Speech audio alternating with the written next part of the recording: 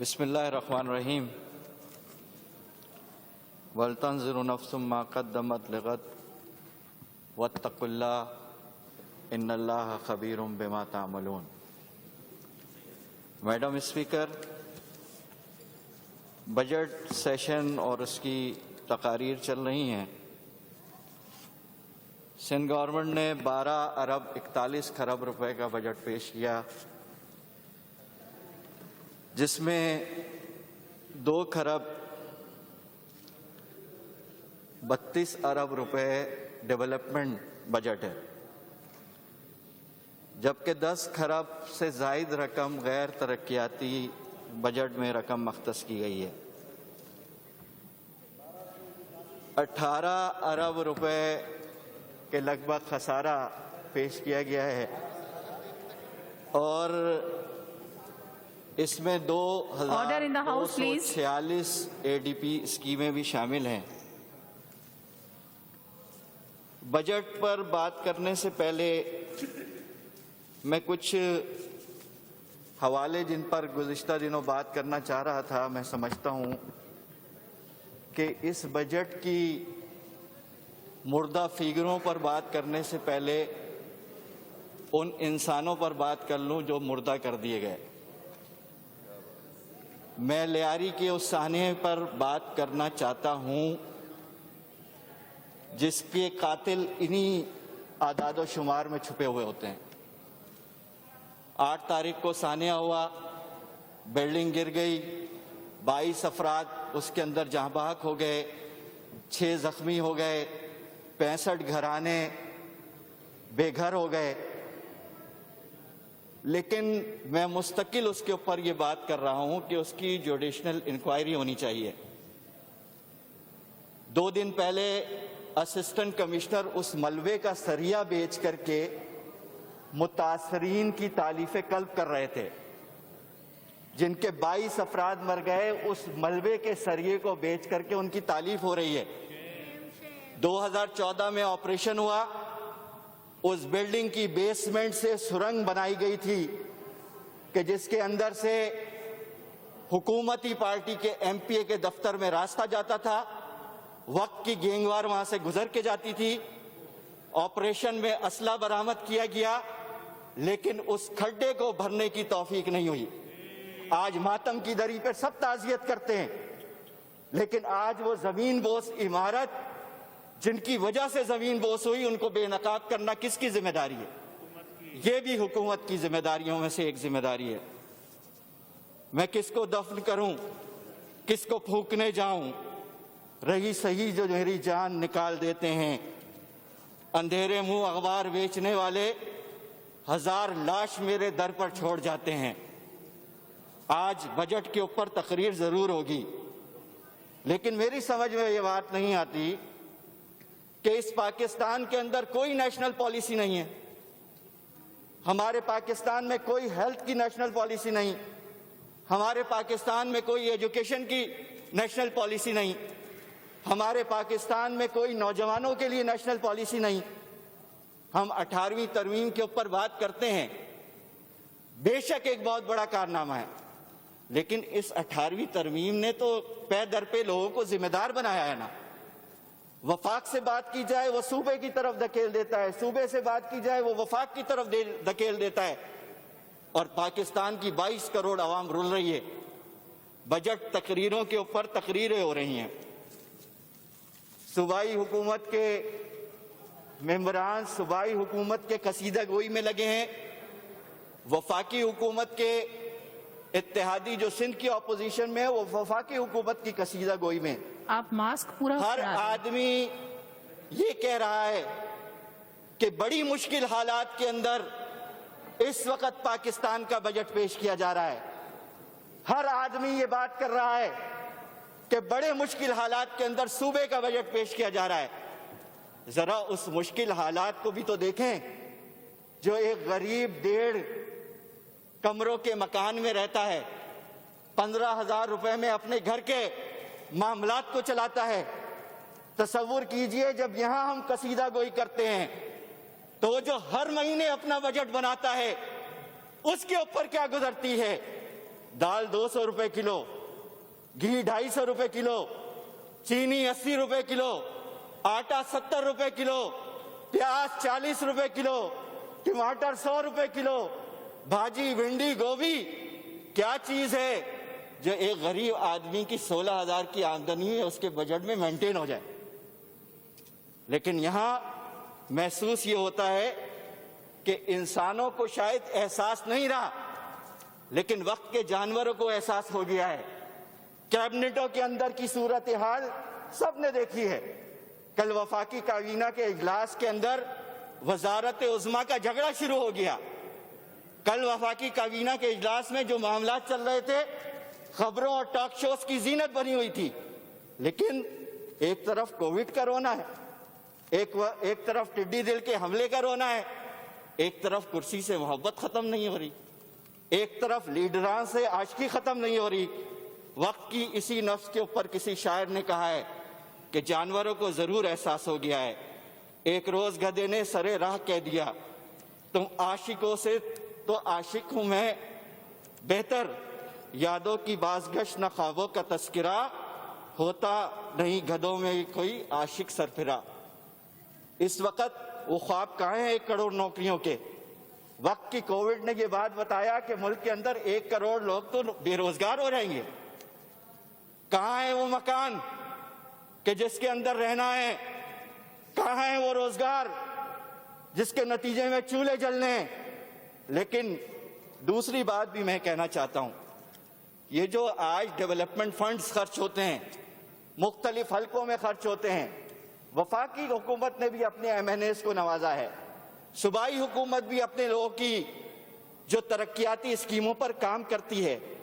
माजरत के साथ मैं ये कहना चाहता हूं, ये वसाइल किसी के बाप की जागीर नहीं है, ये किसी का सियासी चंदा नहीं है, किसी का पार्टी फंड नहीं है, बल्कि ये अवाम के टैक्सों से बनने वाला बजट है। इसको बिला तफरीक सब में मिलना चाहिए। क्यों नहीं मिलता? किसी की गलियों में चांदी की नहरें बहाई जा रही हैं और कोई बरसों से तारकोल के लिए तरस रहा है। इसलिए अगर दोहरा मेयार रहेगा तो उसके नतीजे में महरूमी जब बढ़ेगी, तो इस्तेहसाल जब बढ़ेगा तो उसके नतीजे में बेचैनी बढ़ेगी। आज कराची को क्या दिया है आपने? इस पूरी 200-250 सफ़ों की स्कीमों के अंदर किस स्कीम के ऊपर अमल दरामद हो रहा है? पानी के लिए लोग तरस रहे हैं, K4 का मंसूबा हवा के अंदर चला गया, आज पानी नहीं है, आज सेवरेज नहीं है, आज सेवरेज की निकासी का कोई निजाम मौजूद नहीं है, कचरा नहीं उठ रहा, रोड नहीं है, अंधेरे पोल, स्ट्रीट लाइटों की बेरौनकी से गलियां वीरान हैं, स्नैचिंग बढ़ गई है। लॉकडाउन, स्मार्ट लॉकडाउन, मेरी यूसी के अंदर स्मार्ट लॉकडाउन है। आप मुझे बताइए कि ये जो स्मार्ट लॉकडाउन है ये होता क्या है? स्मार्ट लॉकडाउन का मतलब यह है कि बिजली नहीं आएगी। स्मार्ट लॉकडाउन का मतलब यह है कि नलके में पानी नहीं आएगा। स्मार्ट लॉकडाउन का मतलब यह है कि गली से सीवरेज का पानी निकालने का इंतजाम नहीं होगा। स्मार्ट लॉकडाउन का मतलब यह है कि कोई कचरा उठाने नहीं आएगा। स्मार्ट लॉकडाउन का मतलब यह है कि गली और बाजारों के अंदर कूचों में जो रेडी वाले, जो छोटे दुकानदार और छोटे ताजिर हैं, उनसे थानेदार भत्ता वसूल करेगा। क्या है? क्या हो रहा है? कि कौन सा तमाशा है? इस वक्त पाकिस्तान जिन हालात से गुजर रहा है, इसके ऊपर बहरहाल संजीदगी की जरूरत है। मैं वफाकी हुकूमत के कुछ तर्ज अमल पर भी बात करता हूं। मामलात ये हैं कि आपने कहा कि कोई टैक्स नहीं लगाया। पिछली दफा 5,500 रुपए आपने रेवेन्यू रिकवरी के लिए रखे थे, 3700 वसूल कर ली है और 24% इजाफे के साथ आपने फिर उसको बजट में शामिल कर लिया। इसको कोई बयान करने वाला नहीं है। इनकम टैक्स क्या है? इनकम टैक्स और सेल टैक्स 17% वसूल किया जा रहा है। सेल टैक्स दरअसल सरकारी भत्ता है जो हर आदमी से जबरदस्ती वसूल किया जा रहा है। कोविड का अगर इतना ही ख्याल था तो इस सेल्स टैक्स को सिंगल डिजिट में आना चाहिए। आज हमारे पास कोई नेशनल पॉलिसी नहीं। एजुकेशन के हवाले से सूबा ये कहता है ऑनलाइन सिस्टम पर तालीम। मुझे बताएं कि जिस इलाकों में बिजली नहीं है वह ऑनलाइन सिस्टम क्या होता है, किस तरीके से लोग पढ़ेंगे। हम मिसालें देते हैं कोविड के ऊपर, जापान में ये हो रहा है, बरतानिया में ये हो रहा है, चीन में ये हो रहा है, अर्जेंटाइन में भी तो कुछ हो रहा है। अर्जेंटाइन के अंदर पूरे मुल्क के अंदर एक निज़ाम तालीम लागू करके और नेशनल टीवी के जरिए तालीम का सिलसिला जारी है। क्या हमारे पास वफाकी और सूबाई हुकूमतों के पास कोई ऐसा मैकेनिज्म नहीं है कि कम से कम इस वक्त कुछ इकाइयों को एक कर दें, अपनी हेल्थ पॉलिसी को, अपनी एजुकेशन पॉलिसी को, अपना करिकुलम को एक करके एक नेशनल स्टैंड के साथ लेकर के चलें। लेकिन माजरत के साथ संजीदगी नहीं है। मैं एडीपी की कुछ स्कीमें देख रहा था, मैं उसका तज्जिया भी करना चाहता हूं। एक स्कीम है एडीपी की सिंध में 1213 703 मिलियन रुपए की है। ये स्कीम वो है कि जिसके ऊपर मैंने यहाँ तवज्जो दिलाओ नोटिस लिया और उस वक्त के वजीर बल्दियात ने सईद मनी साहब ने कमिटमेंट की थी।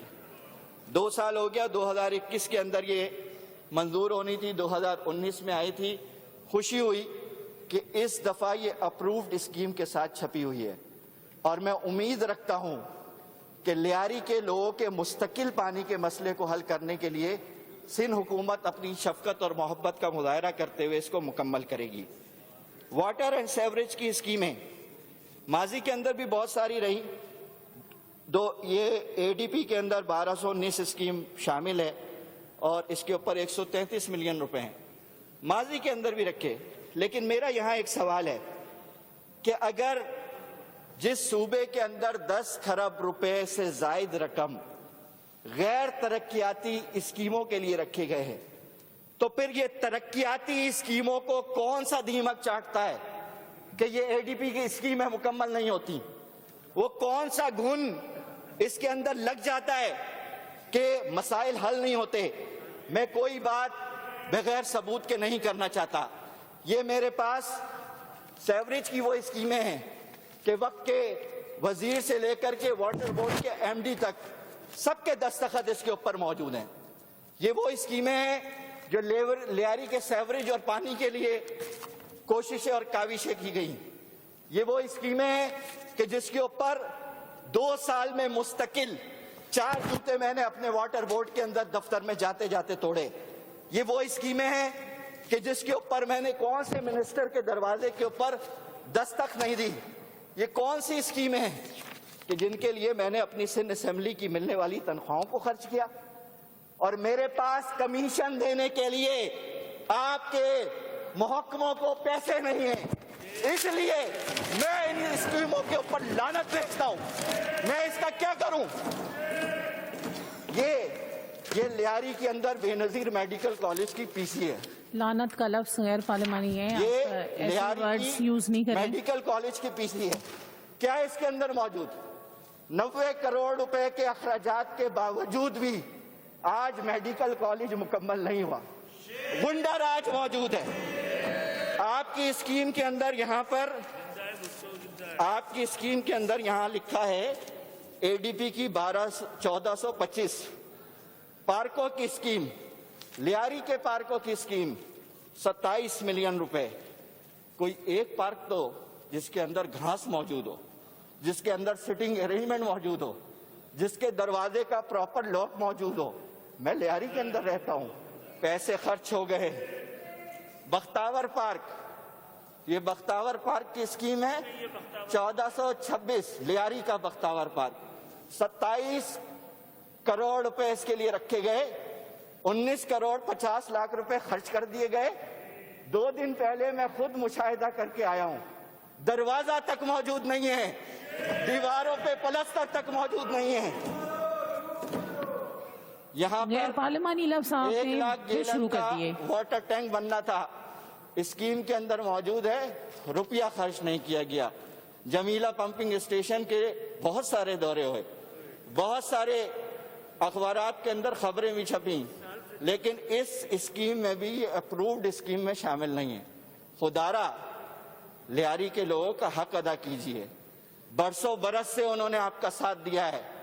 وہ آپ کے خواب دیکھتے ہیں, وہ آپ کے پیچھے مرتے ہیں, وہ آپ سے پیچھے محبت کرتے ہیں. وہاں جیالوں کے عنوان موجود ہیں. میں تو ایک نمائندہ ہوں نا, 40,000 ووٹ تو چیئرمین صاحب کو بھی ملے, لیکن مسائل حل نہیں ہو رہے. سندھ سالڈ ویسٹ مینجمنٹ 5 ارب روپے رکھے ہیں. میں آپ کو پیشکش کرتا ہوں, آپ سندھ سالڈ ویسٹ مینجمنٹ میرے حوالے کر دیں. 3 مہینے میں ان 5 ارب کے ساتھ میں پورے سندھ کو چمکا کر کے دکھا دوں گا. لیکن آج گلیوں سے کچرا نہیں اٹھتا ہے.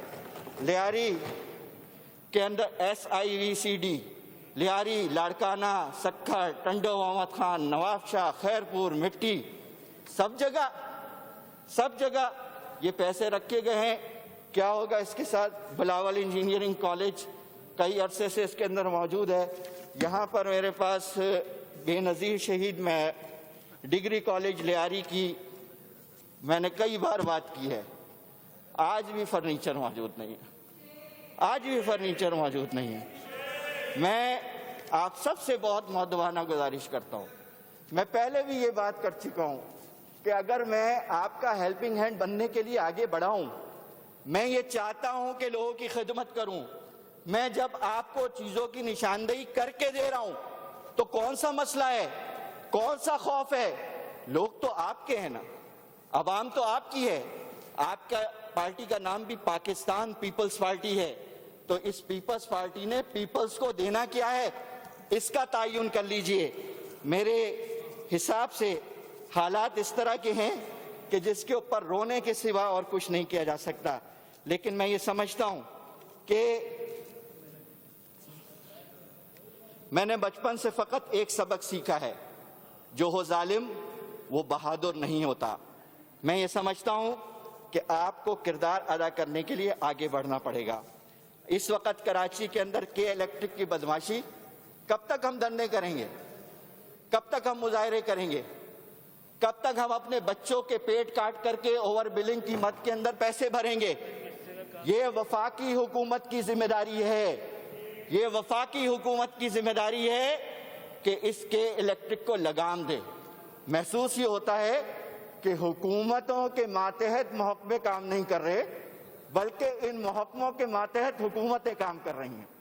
اس وقت 14 گھنٹے کی لائٹ لوڈ شیڈنگ کی جا رہی ہے, جس کے نتیجے میں سیوریج کا پمپنگ اسٹیشن نہیں چلتا, جس کے نتیجے میں واٹر کی سپلائی نہیں ہوتی, جس کے نتیجے میں بچوں کی پڑھائی ڈسٹرب ہو رہی ہے, جس کے نتیجے میں لاک ڈاؤن 109 یونین کونسلز میں اسمارٹ لاک ڈاؤن ہے, اندھیرے میں لاک ڈاؤن, پانی کے بغیر لاک ڈاؤن, بجلی کے بغیر لاک ڈاؤن. میرا یہ خیال ہے کہ یہ احمقانہ نظام کہ جس کے اوپر خواہ داد اور تحسین کے ٹوکرے برسائے جا رہے ہیں. میں اپنے PTI کے ساتھیوں سے بھی کہتا ہوں, میں MKM کے ساتھیوں سے بھی کہتا ہوں, میں پیپلز پارٹی کے لوگوں سے بھی کہتا ہوں, سب کے لوگ ہیں, سب کی عوام ہے, سب کا کردار ہے.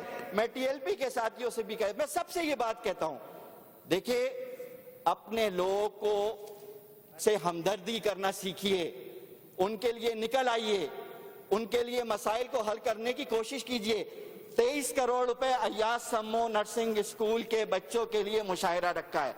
میں اس کے اوپر بات کر چکا ہوں ماضی کے اندر, میڈم عذرا پیچو کے بل میں. اگر مجھے اس 23 کروڑ کو تو چھوڑیں جو ابھی رکھا ہے, ماضی کے اندر جو آپ 14,000 روپے اور 16,000 روپے دیتے ہیں, مجھے کوئی 50 بچے لا کر ایسے دے دیں کہ جن کو یہ مشاہرے کی رقم مقررہ مل گئی ہے, تو میں اسمبلی کی سیٹ سے مستعفی ہو جاؤں گا. میں اسمبلی کی سیٹ سے مستعفی ہو جاؤں گا. میں مستقل ایک بات کر رہا ہوں, میں مستقل نشاندہی کرا رہا ہوں کہ آپ چوروں کے حوالے اپنی محنتوں کو نہ کریں. آپ نے مستقل محنت کر کے لیاری جنرل ہاسپٹل کو ٹھیک کیا. میں نے یہاں اس دن بات کی, ڈاکٹرز کا ٹرانسفر ہوا, 2 دن کے بعد مجھے دوبارہ ریورس آرڈر مل گیا. یعنی کون سا تماشا ہے, کس کی بلیک میلنگ چل رہی ہے, کب تک چیزوں کو برداشت کیا جائے؟ لہٰذا میں یہ سمجھتا ہوں کہ میرے پاس کھونے کے لیے کچھ نہیں ہے, مجھے ڈرنے کے لیے کسی کی ضرورت نہیں ہے.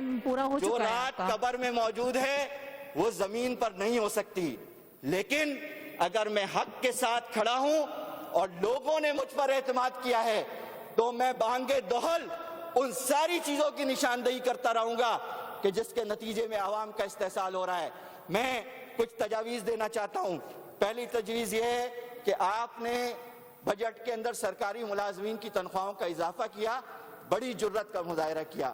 ان مشکل حالات کے اندر پیپلز پارٹی کی حکومت نے یہ اقدام کر کے جو فیصلہ کیا ہے یہ بہت اچھا ہے، لیکن میں ایک گزارش کرتا ہوں کہ مزدور کی کم سے کم تنخواہ کا بھی پیمانہ اس بجٹ کی تقریر کے ساتھ سی ایم صاحب دوبارہ دہرائے، ریوائز کرے اور مزدور کی کم سے کم تنخواہ اجرت ذرا شارٹ کر لیں آپ 22,000 روپے پلیز، مقرر ذرا کریں۔ شارٹ کر لیں۔ اسی طرح سندھ کے زرعی ہاریوں کے لیے میں ایک درخواست کرنا چاہتا ہوں کہ گندم کی فصل اس دفعہ خراب ہوئی ہے، اور اس خراب فصل کے بعد اور اس کووڈ کی اور ٹڈی دل کے حملے کے بعد میں یہ سمجھتا ہوں کہ 10 ایکڑ زمین جس ہاری کے پاس موجود ہے اس کا سالانہ ڈھل جو ہے وہ اس دفعہ معاف کیا جائے تاکہ کوئی سہولت، کوئی ضرورت اور کوئی آسانی پیدا ہو۔ اللہ تعالی ہم سب کو ان امانتوں کی حفاظت کی توفیق عطا فرمائے۔ وآخر دعوانا والحمدللہ رب بہت العالمین۔ شکریہ۔